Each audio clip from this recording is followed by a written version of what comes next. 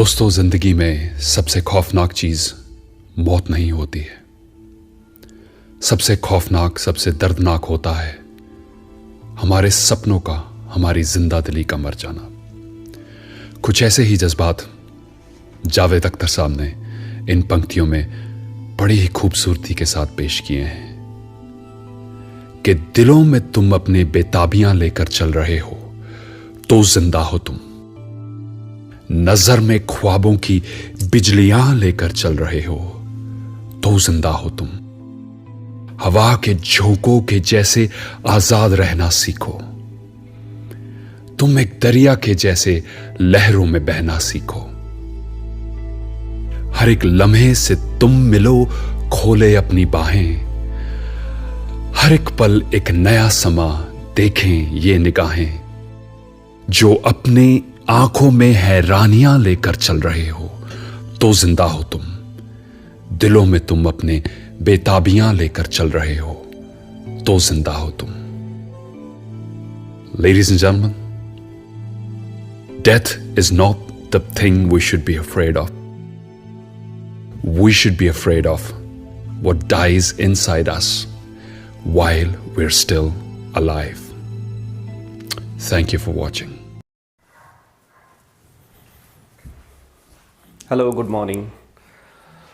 Mathematics first टेक्स्टबुकमधला third chapter आहे, trigonometry second. त्यातलं पहिलं थेरम आहे, हे लिहिलं आहे मी बोर्डवर. ओके, ह्या चॅप्टरमध्ये खूप सारे फॉर्म्युले बघायचे आहेत. त्यातला सगळ्यात बेसिक फॉर्म्युला आहे हा cos A minus B is equal to cos A cos B plus sine A sine B. याच्या 5 करोलरीज बघणार आपण. ह्या प्रूफवरून बाकीच्या त्याच्या करोलरीज प्रूव्ह करता येतात. तर हा सगळ्यात बेसिक फॉर्म्युला आहे. याचा प्रूफ बघण्याच्या अगोदर आपल्याला बघायचं आहे पोलर कॉर्डिनेट्स. एक कन्सेप्ट आहे महत्त्वाची. हे शक्यतो प्रूव्ह करायला येणार नाही तुम्हाला परीक्षेला, कारण याचा प्रूफ थोडासा मोठा आहे आणि आता लॉकडाऊन वगैरे 25% सिलेबस रिड्यूस वगैरे प्रूफ परीक्षेला येण्याची शक्यता नाही. पण हा प्रूफ खूप इम्पॉर्टंट आहे. ज्यांना कॉम्पिटिटिव्ह एक्झामसाठी व्यवस्थित स्टडी करायचा आहे बेसिकपासून, त्यांच्यासाठी इम्पॉर्टंट आहे. तर बघूया याचा प्रूफ काय आहे तो. त्याच्या अगोदर एक standard unit circle, standard angle म्हणजे काय आणि स्टँडर्ड युनिट सर्कल म्हणजे काय आणि पोलर कॉर्डिनेट्स म्हणजे काय, ह्या 3 कन्सेप्ट माहीत पाहिजेत. तर स्टँडर्ड युनिट सर्कल मी याच्या अगोदर तुम्हाला पहिल्या चॅप्टर्समध्ये सांगितलेलं आहे, फक्त रिवाईज करतोय. हे सर्कल, हे बघा, एक्स ॲक्सिस वाय ॲक्सिस काढला मी इथे. हे सर्कल जनरल सर्कल आहे, ज्याचं सेंटर ओरिजिनवर नसतं. त्याला आपण जनरल सर्कल म्हणतो. ज्या सर्कलचं सेंटर ओरिजिनवर असतं त्याला काय म्हणतो आपण, standard circle. This is standard circle, this is general circle. फरक काय आहे दोघांमध्ये, याचं सेंटर ओरिजिनवर नाही, याचं सेंटर ओरिजिनवर आहे म्हणून याला स्टँडर्ड सर्कल म्हणायचं. याचं सेंटर ओरिजिनवर नाही म्हणून जनरल सर्कल म्हणायचं. आता स्टँडर्ड युनिट सर्कल. आता मी आणखी एक सर्कल काढतोय ते, सपोज रेड कलरने. हे आणखी एक सर्कल काढलं. हे सर्कल सुद्धा कसं आहे, स्टँडर्ड सर्कल आहे. दिस इज ऑल्सो स्टँडर्ड सर्कल. पण याची रेडियस मी 1 घेतलेली आहे. रेडियस जर 1 घेतली, 1 म्हणजे युनिट, तर त्याला म्हणायचं स्टँडर्ड युनिट सर्कल. हे स्टँडर्ड सर्कल आहेच, पण त्याला काय म्हणायचं, स्टँडर्ड युनिट सर्कल. मला वाटतं तुम्हाला फरक समजला असेल. जनरल सर्कल ज्याचं सेंटर ओरिजिनवर नसतं, ज्या सर्कलचं सेंटर ओरिजिनवर असतं त्याला आपण स्टँडर्ड सर्कल म्हणतो. ब्लॅक कलरचं सर्कल, त्याची रेडियस काही असू शकते. स्टँडर्ड युनिट सर्कल म्हणजे काय, सेंटर ओरिजिनवर आणि रेडियस किती पाहिजे, 1. That is standard unit circle. 3 concept सांगितलं समजावून. आता स्टँडर्ड अँगल याच्या अगोदर शिकवलेली कन्सेप्ट आहे. स्टँडर्ड अँगल,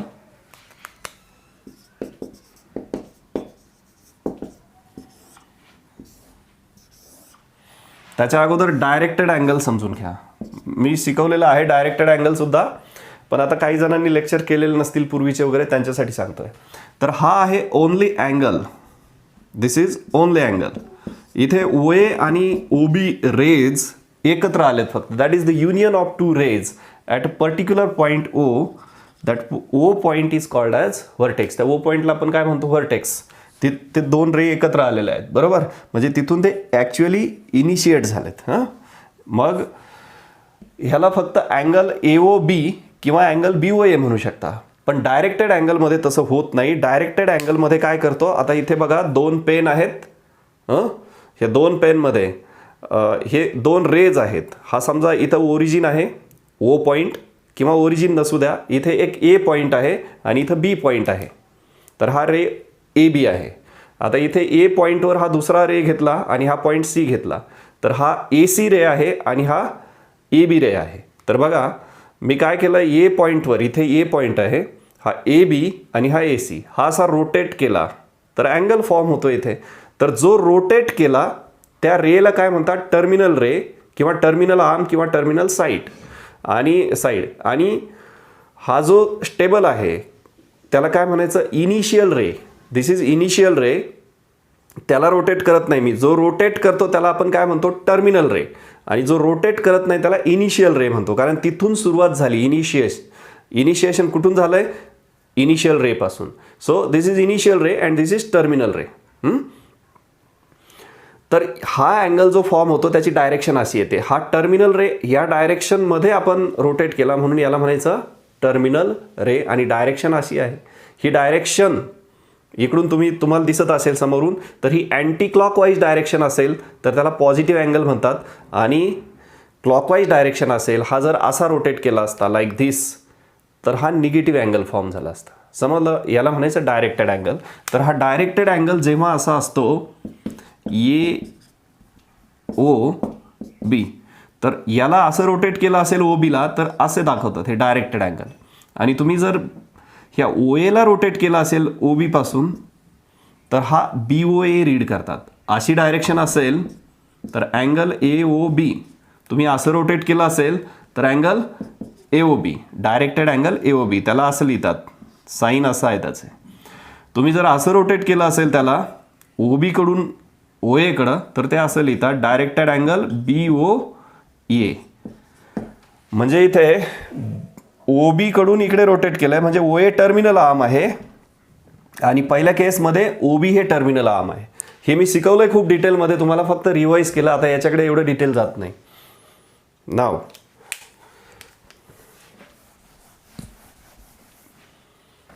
निवळ अँगलला AOB किंवा BOA कसाही रीड करू शकता. ओनली अँगल फॉर्मेशन तयार तिथे इनिशियल आणि टर्मिनल आर्म नसेल तर. इनिशियल आणि टर्मिनल आर्म जिथं असतं तिथे डायरेक्टेड अँगल येतो. आणि directed angle is ordered pair of initial and terminal ray. Order म्हणजे ऑर्डरनुसार येतं, इनिशियल अगोदर, टर्मिनल नंतर. तर हे झालं डायरेक्टेड अँगलची डेफिनेशन. त्याच्यानंतर आता स्टँडर्ड अँगल. या 3 गोष्टी माहीत पाहिजेत. मी काय शिकवलं तुम्हाला, स्टँडर्ड युनिट सर्कल शिकवलं याच्या अगोदर. त्याच्यानंतर स्टँडर्ड अँगल. स्टँडर्ड अँगलच्या आधी डायरेक्टेड अँगल महत्त्वाचं होतं. तर ज्या डायरेक्टेड अँगलचा व्हर्टेक्स कुठं असेल, ओरिजिनवर, इनिशियल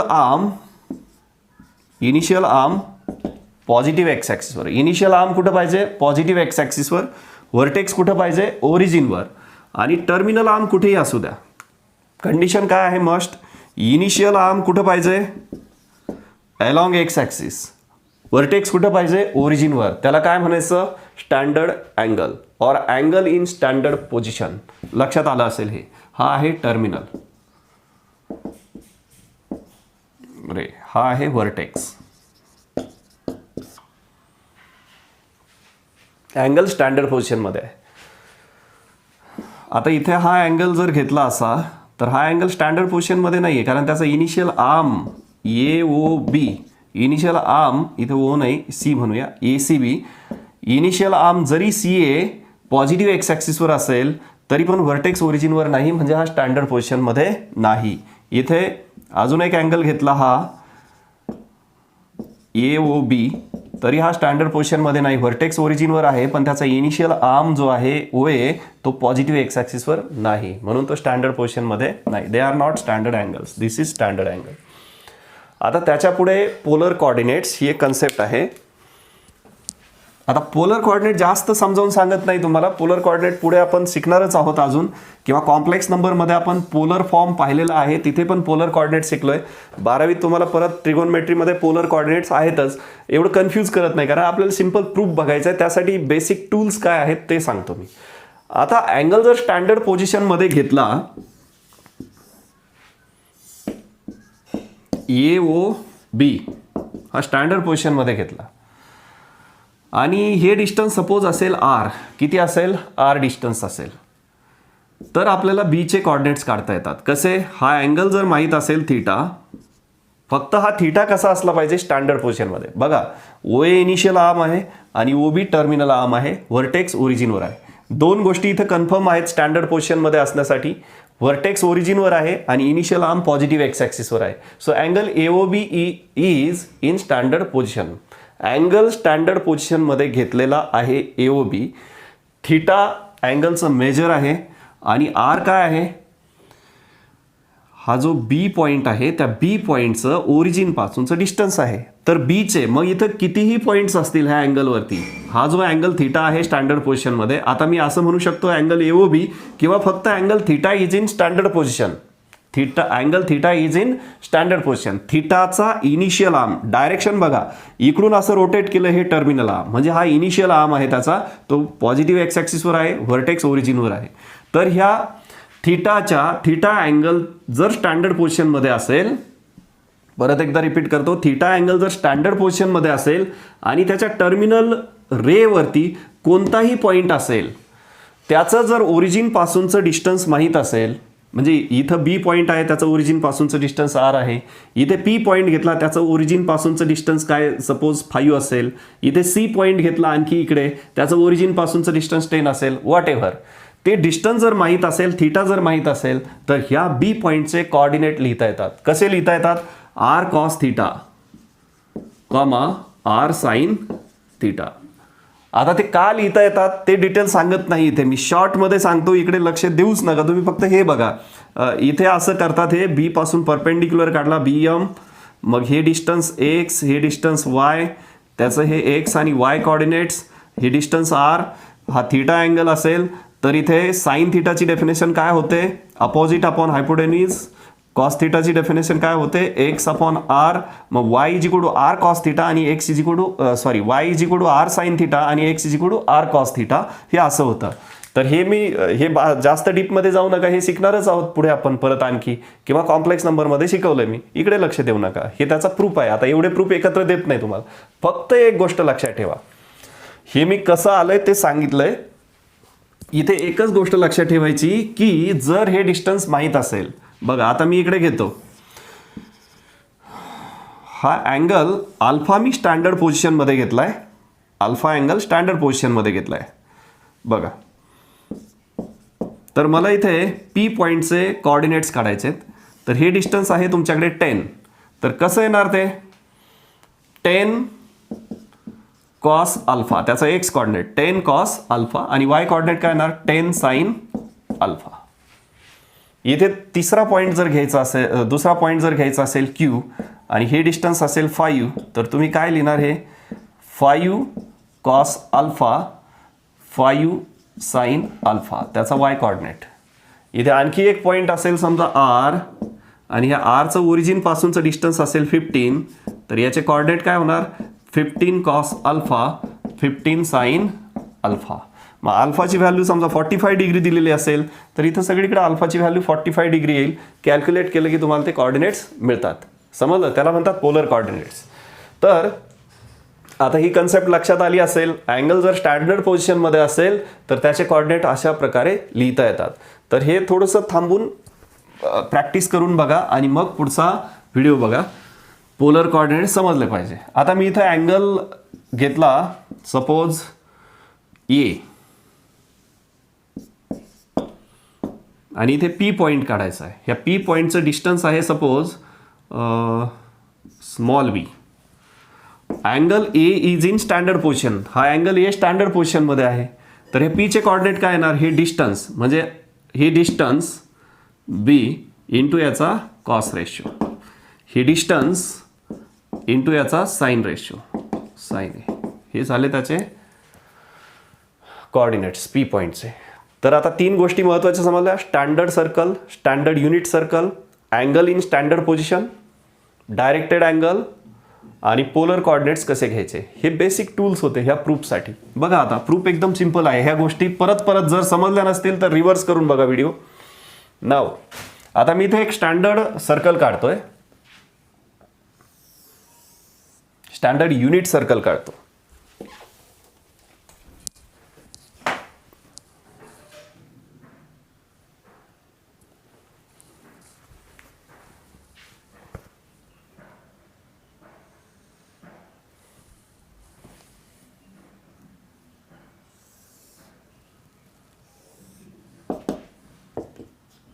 स्टँडर्ड युनिट सर्कल म्हणजेच त्याची रेडियस किती असेल 1. ही रेडियस स्टँडर्ड युनिट सर्कल आहे. मी डेफिनेशन सांगितली अगोदर, त्याची रेडियस 1 आहे. आता एक अँगल इथे मी ए हा स्टँडर्ड पोझिशनमध्ये घेतला, सॉरी हा बी अँगल घेतला स्टँडर्ड पोझिशनमध्ये. अजून एक अँगल घेतो मी इकडे रेड कलरने, हा अँगल आहे ए. बघा सिंपल, एक्स ॲक्सिस काढला, Y axis, standard unit circle काढलं म्हणजे याची रेडियस 1 आहे सर्कलची. हा अँगल रेड कलरने काढलेला स्टँडर्ड पोझिशनमध्ये अँगल आहे. बी अँगलसुद्धा स्टँडर्ड पोझिशनमध्ये आहे. आता ए आणि बीचे इथे 2 पॉईंट घ्यायचे आहेत मला, पी आणि क्यू.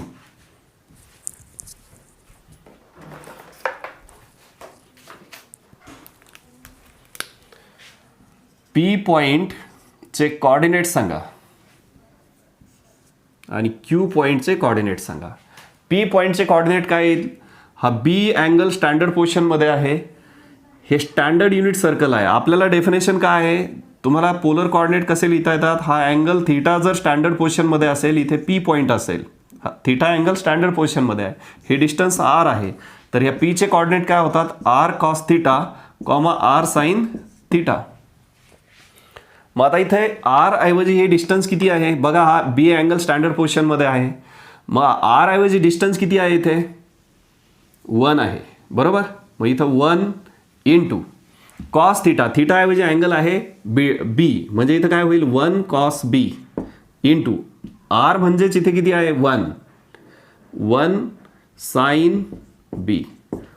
आता मी हे सिम्प्लिफाईड फॉर्ममध्ये लिहिलं तर हे 1 लिहायची गरज आहे का, नाही, म्हणजेच हे कॉस बी कॉमा साइन बी. आता लिहून टाकतो मी इथे कॉस बी कॉमा साइन बी. आता क्यू पॉईंटचे कोऑर्डिनेट्स लिहायचे आहेत. हे डिस्टन्स सुद्धा काय आहे 1 आहे बरोबर. मग आता हा स्टँडर्ड पोझिशनमध्ये आहे, मग 1 कॉस थीटा म्हणजे इथं काय येईल, हे 1 कॉस ए म्हणजे कॉस ए आणि 1 साइन बी 1 साइन ए म्हणजेच काय साइन ए. असेच कोऑर्डिनेट्स लिहिलेत मी. 1 1 आर डिस्टन्स किती आहे 1 1. आता तुम्ही म्हणाल हा सेकंड क्वाड्रंट आहे, मग ह्याचा एक्स कोऑर्डिनेट निगेटिव्ह का नाही घेतला. आता इथं क्वाड्रंट मी कन्सिडर करत नाही आहे, त्याला ऑलरेडी काय साईन असेल ते असेल, क्वाड्रंटनुसार येईल. मी इथं दिलेलं नाही. फक्त जर तो अँगल 120 डिग्री आला, कॉस 120 डिग्री, तर ऑलरेडी त्याचं काय साईन येणार आहे, निगेटिव्ह येणारच आहे. इथे तुम्ही असं विचारात घेऊ नका की सर तुम्ही क्यू पॉईंट सेकंड क्वाड्रंटमध्ये घेतलं त्याला निगेटिव्ह साईन दिलं नाही. ॲक्च्युली इथं आर्बिट्री कॉन्स्टंट घेतलेत. आर्बिट्री कॉन्स्टंटचं साईन काही असू शकतं, समजलं का. ते साईन तिकडे निगेटिव्हच असणार आहे, पण मी दिलेलं नाही. ते एच्या व्हॅल्यूवर डिपेंड करेल. एची व्हॅल्यू 120 पुट केली तर कॉस 120ची व्हॅल्यू ऑलरेडी निगेटिव्ह येणार आहे आणि साईन 120ची व्हॅल्यू पॉझिटिव्ह येणार आहे सेकंड क्वाड्रंटमध्ये. आता घेताना आपण इथं साईन दिलेलं नाही, कारण हे आर्बिट्री कॉन्स्टंटच्या फॉर्ममध्ये आहे.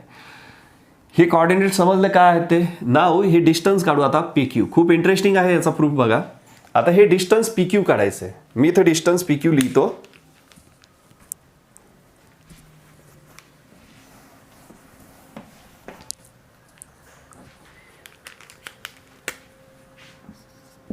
P Q is equal to by distance formula square root of काय असतो distance formula, x1 minus x2 whole square plus y1 minus y2 whole square.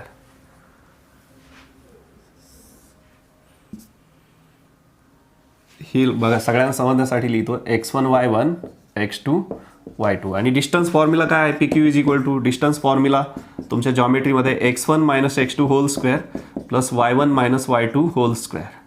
हा फॉर्म्युला यूज करणार आहे. ठीक आहे, काय होईल इथे cos A minus cos B,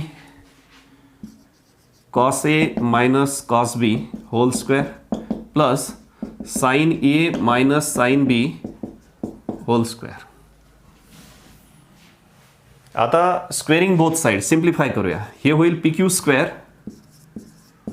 is equal to cos A minus cos B whole square plus sine A minus sine B whole square. A minus B whole square, A minus B whole square नुसार expansion काय होईल cos square A plus cos square B minus 2 cos A cos बी. हे काय होईल sign square A plus sine square B minus 2 sine A sine B. आता इथे बघा हे कॉस स्क्वेअर ए मी रिअरेंज करतो टर्म्स.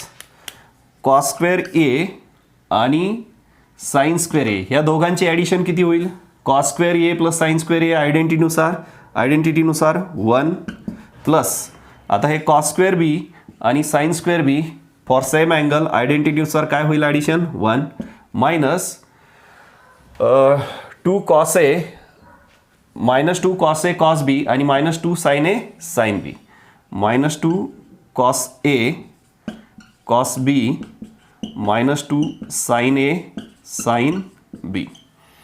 आता इथे पुढची स्टेप काय होईल 1 प्लस 1 2 मायनस इथे 2 कॉमन घेतला मायनस 2 खाली काय राहिलं ब्रॅकेटमध्ये cos A cos B plus sine A sine B. Number 1.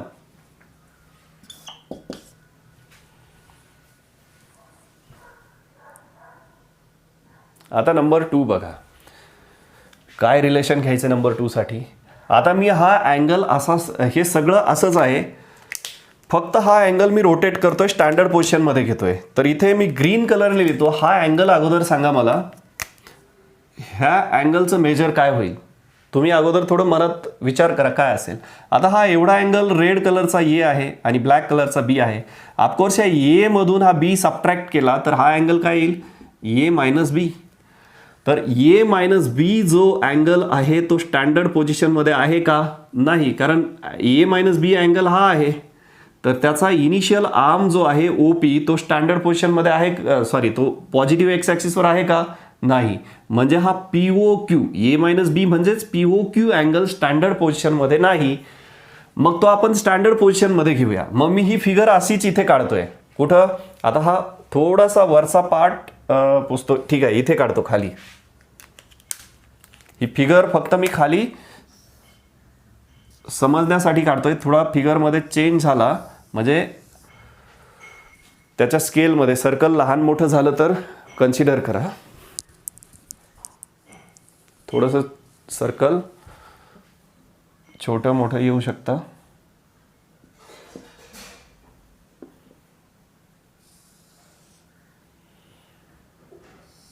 ठीक आहे हे सर्कल मी असंच घेतलंय. फक्त मला हा angle P O Q standard पोझिशनमध्ये घ्यायचा आहे विदाऊट चेंजिंग हे सगळं डिस्टन्स. मी काय केलं हा पी ओ क्यू आहे बघा इथे हा पी ओ क्यू अँगल आहे म्हणजे ए मायनस बी हा असा आहे.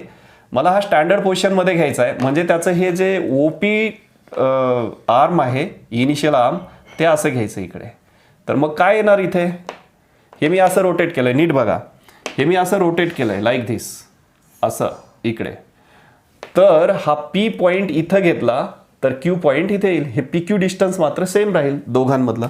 मग इथे ओ आणि हा पॉईंट पी काय केला इकडे घेतला. आता मी लक्षात ठेवा हे असं रोटेट केलं होतं without changing P Q distance. A minus बीची अमाऊंट तीच आहे. मग इथे क्यू पॉईंट आला स्लाईड केलं इथे. तर हा अँगल आता ए मायनस बी स्टँडर्ड पोझिशनमध्ये आला. लक्षात आलं की तुमच्या हा अँगल मी असा रोटेट केलाय सॉरी फक्त स्लाईड केलाय रोटेट नाही केला असं स्लाईड केलंय म्हणजे पी पॉईंट खाली आला इथे आणि क्यू पॉईंट इकडे आलाय लाईक दिस. कारण ते मला ए मायनस बी हा स्टँडर्ड पोझिशनमध्ये घ्यायचा होता. हे पी क्यू डिस्टन्स तसंच आहे जेवढं इथे डिस्टन्स आहे तेवढंच इथं आहे. ते मी फक्त एकाच सर्कलमध्ये रोटेट करण्याऐवजी वेगळं काढून दाखवलं इथे हे. आता पी क्यू डिस्टन्स सेम आहे पीचे आणि क्यूचे कॉर्डिनेट मात्र बदलतील, कारण त्यांची प्लेनमधली पोझिशन बदलली म्हणजे कॉर्डिनेट बदलतात. कॉर्डिनेट काय दाखवतात? पॉईंटची कार्टेशियन प्लेनमधली पोझिशन. इथे पोझिशन बदलली म्हणजे कॉर्डिनेट्स बदलले. आता पीचे कॉर्डिनेट काय येतील? ऑफकोर्स हे डिस्टन्स किती आहे? 1. का? कारण हे सर्कल काय घेतलंय आपण? स्टँडर्ड युनिट सर्कल घेतलंय. हे सर्कल मी खाली काढलंय, तर स्टँडर्ड युनिट सर्कल म्हणजे रेडियस 1 असते. मग हे डिस्टन्स किती आहे? 1. मग पीचे कॉर्डिनेट काय येतील? एक्स कॉर्डिनेट 1 येईल आणि वाय कॉर्डिनेट ऑफकोर्स काय येईल? 0. आता क्यू हा कुठं आहे? पीओ क्यू किंवा ए मायनस बी ह्या स्टँडर्ड अँगलच्या टर्मिनल आर्मवर आहेत. हे कशासाठी घेतलं? स्टँडर्ड पोझिशनमध्ये आपल्याला क्यूचे कॉर्डिनेट काढायचे होते, पोलर कॉर्डिनेट्स. मग त्याचे पोलर कॉर्डिनेट काय येतील? हे डिस्टन्स किती आहे? 1. मग 1 इंटू कॉस अँगल कोणता आहे? A minus B, comma 1 into sine A minus B. So हे आहेत कॉर्डिनेट्स. कशाचे? क्यूचे. का आले असे? कारण ए मायनस बी स्टँडर्ड पोझिशनमध्ये आला, म्हणजे हे R cos theta comma R sine थिटाच्या फॉर्ममध्ये घेतलेत. आर म्हणजे डिस्टन्स 1 आहे, थिटा म्हणजे ए मायनस बी आहे स्टँडर्ड पोझिशनमध्ये. मग आता हे डिस्टन्स काढूया आपण. डिस्टन्स पी क्यू परत काढायचं. मग आता मी इकडचं थोडंसं वरचा पार्ट पुसतो.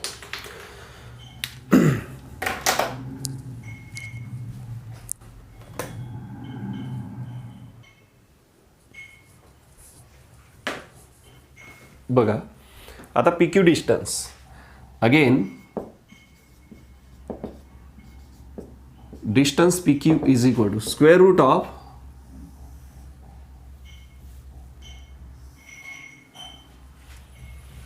आता याला x1 y1 म्हणा, याला x2 y2 म्हणा. x1 minus x2 whole square plus y1 minus y2 whole square रूटमध्ये cos A minus B minus x2 ची व्हॅल्यू इथे 1 आहे hole square plus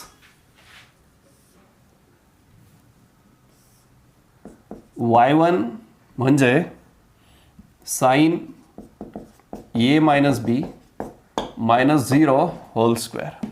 formula use केला आहे फक्त distance formula. x1 minus x2 whole square plus y1 minus y2 whole square. आता याचा square केला तर squaring both sides P Q square is equal to root जाईल वरचा cos A minus B minus 1 whole square plus हे फक्त दिस minus 0 तर ते तेच राहील. मग त्याचा स्क्वेअर होईल sign square A minus B. आता एक्सपान्शन करूया ह्या ब्रॅकेटचं ए मायनस बी होल स्क्वेअरनुसार. ते होईल cos square A minus B plus 1 म्हणजे A square plus B square. 1 square is 1 minus twice of A B म्हणजे twice of 1 into cos of A minus B plus पुढचं sine square A minus B. आता cos square plus sine square for same angle. Angle same आहे A minus B. Cos square plus sine square for the angle A minus B काय होईल ते 1 plus हा 1 minus 2 cos A minus बी. लक्षात आलं हे कुठे गेलं? Signs cos square plus sine square for same angle ते 1 झालं. मग आता हे 1 plus 1 2 minus 2 cos A minus B number 2. आता हे दोन रिलेशन्स आलेत आपल्याकडे बरोबर. आता 1 आणि 2 जर कम्पेअर केले, का कम्पेअर करायचं? कारण हे पण पी क्यू स्क्वेअर आहे आणि हे सुद्धा पी क्यू स्क्वेअर आहे. दोन्हींच्या एल एच एस सेम आहेत तर आर एच एस पण कशा असतील? सेम असतील. आता मी थोडासा कलर वेगळा घेतो इथे.